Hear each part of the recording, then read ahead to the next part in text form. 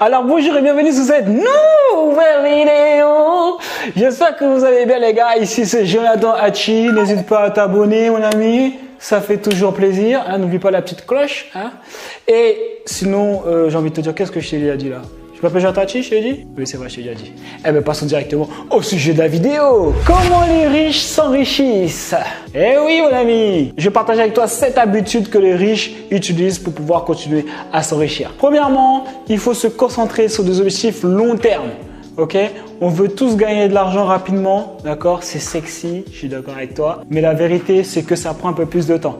Ok, avoir des objectifs long terme et même si ça prend des années, eh ben, persévérer jusqu'à temps d'arriver à l'objectif, mais ne pas sauter sur tout ce qui bouge, tu vois. Parce que sinon, tu vas être déçu, ça va être des petits coups comme ça, tu vas faire un petit peu d'argent, 1000 € là, 1000 € là, et en fait, tu vas pas construire un business. Deuxièmement, il faut comprendre qu'il faut se fixer des objectifs quotidiens, d'accord? Au début, tu as ton objectif long terme, ok, et tu le découpes. Tu vois, imaginons que tu as un objectif sur un an là, et ben tu le découpes l'objectif en mois, d'accord, et après tu le découpes en semaines, et après tu le découpes en jours, jusqu'à arriver à avoir un objectif par semaine, d'accord, que tu vas découper sur 7 jours. Donc comme ça, au moins, ça te permet de plus voir l'objectif comme s'il était énorme. Ça te permet d'avoir plein de petits sous-objectifs qui te permettent d'atteindre le gros objectif. Troisièmement, les riches se focus sur une entreprise long terme et ils essaient de bâtir, enfin ils bâtissent des entreprises qui sont solides, d'accord, qui vont leur reverser des dividendes plus tard. Donc c'est là-dessus qu'ils restent focus. Ils essaient pas de faire plein de petits business comme ça.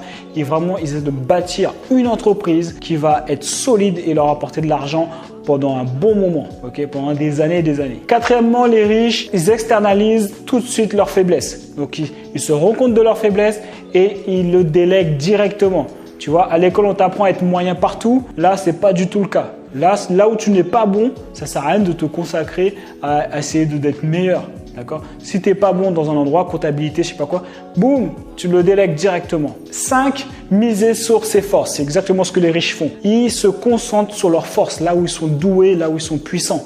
D'accord? Et ils vont encore se former et travailler dessus pour pouvoir être encore plus forts dans leurs forces. Donc ça, c'est très important et c'est l'une des clés aussi qui fait la réussite de toutes ces grandes fortunes. Il faut que tu mises sur tes forces un maximum. Sixièmement, trouver sa passion. Une fois que tu as trouvé, travaille dur, d'accord, et investis ton temps, ton argent dans cette passion-là, d'accord, afin d'être encore meilleur que les autres. Travaille plus dur que les autres et vu que c'est ta passion, eh ben, tu vas devenir meilleur que les autres sans même t'en rendre compte. Parce que pendant que les gens, pour eux, c'est du travail ce que tu fais, tu vois, eh ben, pour toi, ce ne sera pas du travail. Moi, je parlais avec un gars, genre, il kiffe les musiques en anglais, tu vois. Et il me disait, ouais, en fait, moi, j'écoute en boucle une musique en anglais, par exemple. Et des fois, et du coup, je vais chercher les paroles sur Internet et je lis pour être sûr que j'ai bien compris les paroles et tout. Et du coup, une fois que j'ai bien repris, ben, je réécoute encore en boucle, etc. Donc, je lui dis, moi qui fais de l'anglais, direct, j'ai dit, mais ça, c'est un travail d'anglais, ça. Et lui, en fait, il s'en rend même pas compte parce qu'en fait, il kiffe ça, en fait, tu vois. Donc, pour lui, il travaillait même pas. Donc, alors qu'en vérité, c'est un exercice de ouf en anglais, quoi. Tu fais ça, tu progresses de ouf, tu vois. Donc, tu vois l'idée, donc, trouver quelque chose qui te passionne, du coup, tu vas exceller dans cette matière, tu vois. C'est pour ça que Steve Jobs, il était aussi bon parce qu'il était passionné par ce qu'il faisait, tu vois. Donc, investis un maximum de ton temps, de ton argent pour pouvoir être au-dessus des autres. Septièmement, efforcez-vous d'être le meilleur. Donc voilà, le sixième a un petit peu empiété sous le septièmement. Septièmement, il faut que tu fasses tout pour être le meilleur. Il n'y a pas de place pour les gens qui sont en dessous. Ou en tout cas, les gens qui sont en dessous n'ont pas la bonne place, tu vois. Il faut que tu sois le meilleur. Donc, travaille dur, intelligemment, d'accord? Travailler dur, ça ne veut pas dire forcément travailler 50 heures par jour. C'est juste travaille intelligemment sur tes forces, d'accord?